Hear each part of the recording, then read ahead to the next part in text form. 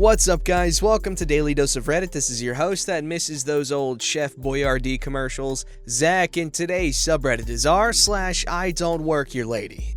This story's called, "Stop calling us at 4 in the morning to let us know you can't make it to work today." Background and context. Around 20 years ago, my wife and I were newlyweds. We were attending university and decided to get married at the end of October. A story for another time in subreddit, as I took a physical chemistry exam the Monday after our wedding. We had just moved into our first apartment off campus on November 1st, and were very excited to have our very own address and phone number. We were truly independent, and it was an exciting time for us, as even though we were young, both 19, we needed to establish our own thing, you know? As you might imagine, along with this new excitement came the inevitable learning curve to dealing with grown-up stuff, including a pretty unique issue with our newly established household phone number.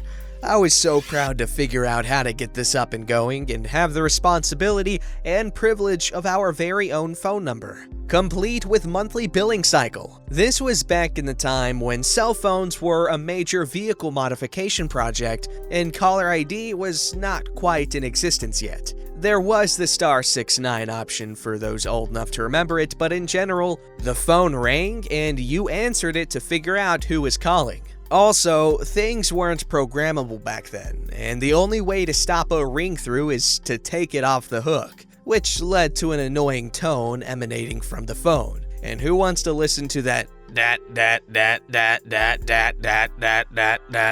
goes on to infinity, which still leaks through that drawer and towel you've wrapped around the receiver, or to completely unplug it, which was inconvenient as you'd have to remember to plug it back in when you needed it. And this is why this story could only originate during that kind of time. Being university students, we did not tend to be early birds, as in general, the earliest class we had started at around 9 a.m., and we lived right on the border of our small university. You could walk across campus in 10 minutes easily. But especially so for me, as I have never been a morning person and take a good while to wake up and get going.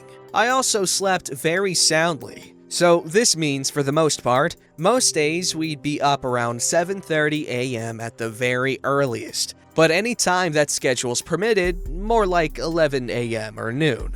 Man, just thinking about this now makes me shiver, as I can't imagine sleeping past 8 a.m. now. Digression. The main event. Anyway, this is where things started. Because it's been a long time, the exact wording of things is just an approximation. But in general, I tried to convey the important points of them. A couple of days after we had a functioning phone and were attending the end of the fall semester at university, the early morning phone calls began.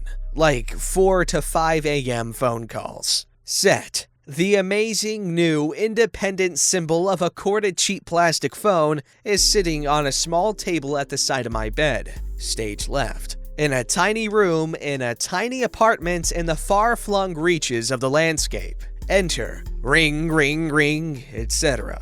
Me, groggy, unaware, start rolling around. New wife, poke, poke, get that. Hello.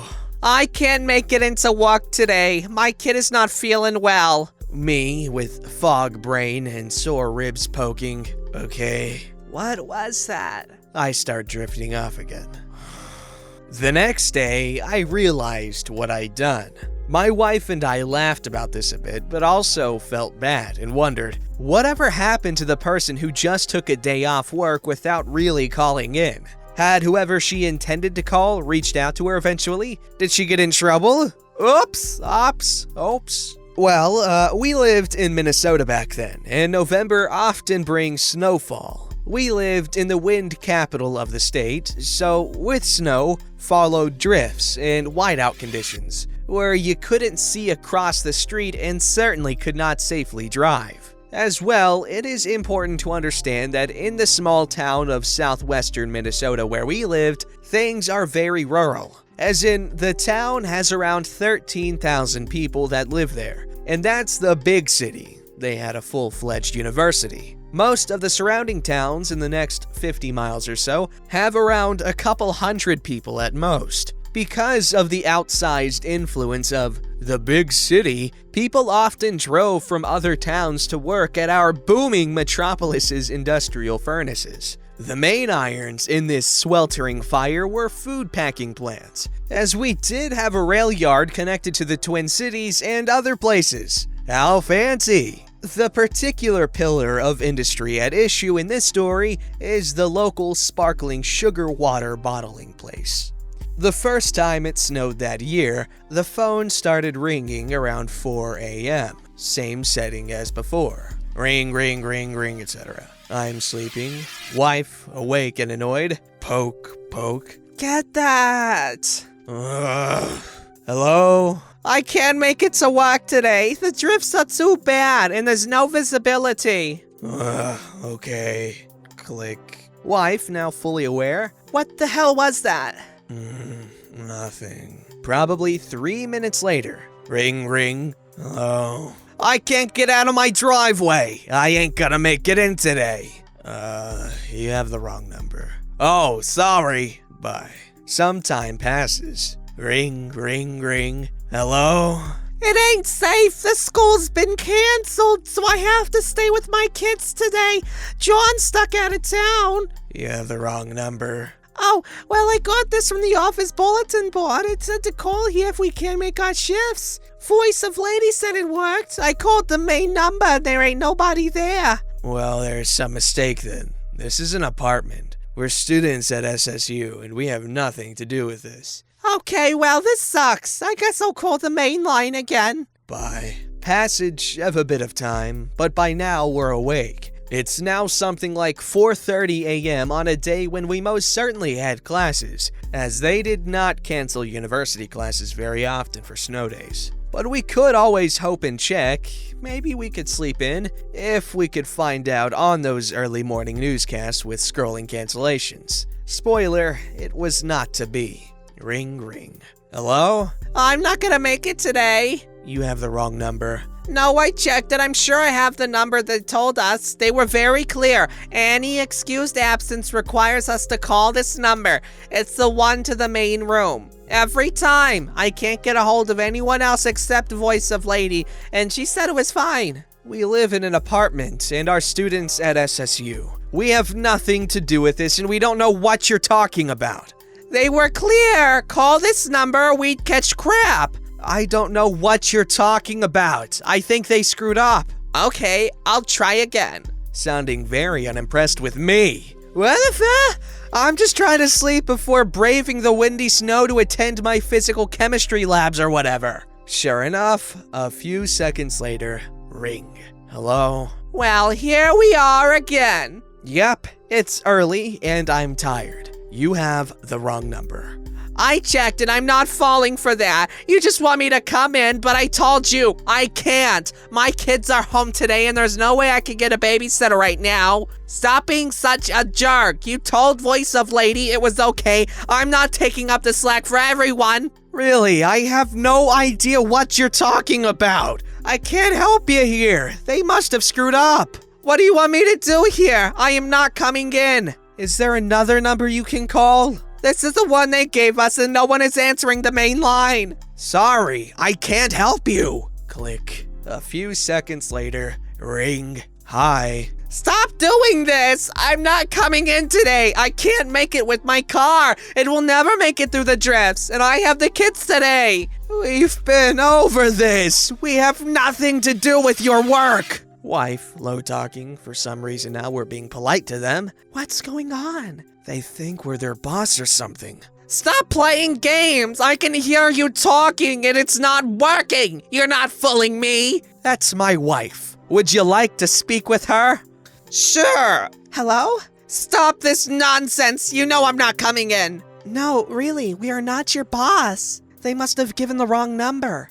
Now, I'm not sure what happened exactly as memory fades, and I think I got up to turn on the news by now. I mean, I'm not getting any sleep at this point. But later on, I check in as my wife's voice was getting louder and heard this. Fine, don't come. I don't care at all. Just stop calling us. Click!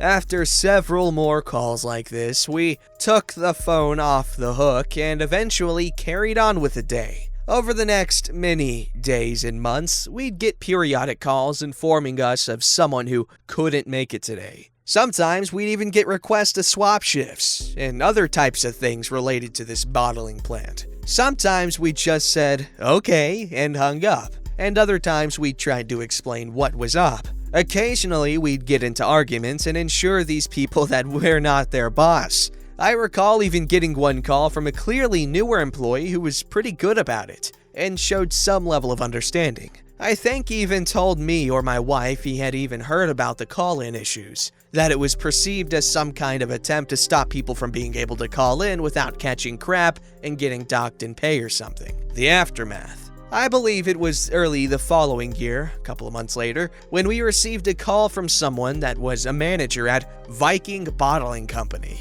that asked my wife, "Have we been telling people it was okay to miss work?" "Well, yes, Mr. Manager, we have. And we have been trying to explain things, but there are several very persistent employees who just won't seem to understand." He was not quite understanding, seemed if anything angry with us, but I suspect he was upset because the reports he'd been getting of, "I swear I called in," were true, and now he had a giant mess to clean up. Turns out, our newly issued phone number, the one that meant so much to us, had two numbers transposed to their office number, and someone had posted our number on the bulletin board. After the error was corrected, we got a couple of calls now and then, and it was less of an issue. But we experienced a few months of early morning calls that taught us the value of clear communication and follow-up exploration when things don't make sense. I still think about those times when I just granted people a day off because I was too tired and incoherent to realize what was going on, and get a smile on my face. If you made it that far, thanks and have a great day off work on me. Haha! Man, that sounds kind of frustrating to have to deal with. Now I'm just getting a bunch of early 2000s nostalgia. I just want to go to Blockbuster and get The Ring and watch it on a rainy day on a CRT. Ooh, that's a good movie. The Ring is one of my favorite scary movies because it's one of the last ones to actually give me a good scare. But anyways, that wasn't relevant. His story was pretty good. It's nice to hear people look back on 20 years ago. It's crazy that was 20 years ago. Wow. This story's called Mistaken for a Tour Guide at My Own Bachelorette Dinner. Obligatory, I'm on English. Mobile isn't my first language, but it is a close second. I speak it fluently enough, so please let me know if I made any errors. By the way, I know I switched those, it was on purpose. My hubby and I were looking at wedding photos and were reminded of this. A wholesome IDontWorkHereLady. Hey, wholesome. Some background. I recently got married to my dear husband last January, before Modelo exploded. My husband and I work in Japan, but we're both expats. So we kept our wedding guest list short and limited to our immediate family and close friends because our families would have to fly here just to attend. It's a big ask. My husband and I are also very introverted. We don't drink, we're not overly fond of parties, and we're both very close to our immediate families. So we thought, instead of having a bachelor or bachelorette party, why not host a dinner for our respective families? We both agreed, and our families liked the idea too. They wanted to spend time with us on the last night before we were officially married. He and his family went to another restaurant, and me and mine went to another. My family is composed of my parents, my brothers, my sister-in-laws or sisters-in-law, my aunts and uncles. On to the scene! My family and I went to this Chinese restaurant at the hotel we were staying at. My family loves Chinese food, so we thought it was a great choice. We had a whole room reserved for our tables, so we had some privacy. Because we were in a room, we had one head waitress who was the liaison between our party and the waitstaff. She spoke Japanese, and I could also speak Japanese, but my family could not. So I sat at the end of the long table so it was easier to talk to the staff. Because I did a lot of translating back and forth between my family and her, if she asked a question, I would translate it for my family and relay the answers to her in Japanese. If my family had a question, it was the same deal. When the third dish was served, she came to ask me a question about the fourth dish. Here's the cast, there's me, Head waitress, my brother. should we serve the fourth dish individually, or should we let everyone decide how much they want on their plate? Individually, please, thank you. Okay. She made a note in her order tablet. By the way, this party is for the wedding tomorrow, right? Yeah, we're all really excited. Everybody flew in from another country, and it's been stressful, but it's finally tomorrow. The waitress gestures to my brother and sister-in-law, who were, coincidentally, sitting at the center of the table. Are they the lucky couple? They look so good together. I'm the bride-to-be. She was quiet for a full 20 seconds, and I felt so bad for her, so I laughed it off. But I agree, they do look good together. They've been married for a good 4 years already. She sighed, hopefully in relief. I'm sorry, I thought you were the tour guide. It's okay, don't worry about it. Then she excused herself to take care of the fourth dish. What was that about? Is there a problem? She thought you and your wife were the ones getting married tomorrow. Oh, you probably looked like the tour guide for our group. Yeah, that's what she said. Do I really look like a tour guide? I mean, everybody's paired off. You're the only one without a partner. And you're the only one who can speak Japanese. You've been talking to her about everyone's orders and basically running around. I have. We told our family that conversation and everyone had a good laugh. I made sure I went to talk to the head waitress afterwards to make sure she was all right. She was. I also made sure I talked to the manager to let him know that his staff was exemplary. We don't give tips in Japan, but I would have tipped her so much if I could. Thanks for reading my story. That is a cute story, and that must have made your brother and sister-in-law feel really good about themselves. At least the fact that they're a couple. Like, they think that they look like a good couple because that's what you get what I'm saying. Also, they fly to Japan and they all want to get Chinese food for the dinner? Come on, there's like so much like really good stuff in Japan that you can try that you can't get like anywhere else. Like there's a horse meat sashimi, you can get Maizawa beef. That stuff's pretty good, I heard. I mean, I get it. If you really want Chinese food, there's nothing else that can really hit. But I mean, Japan's got so much to offer in terms of food. Oh, and also congratulations on getting married. I hope life is treating you well in Japan as an expat. I'm sure it is.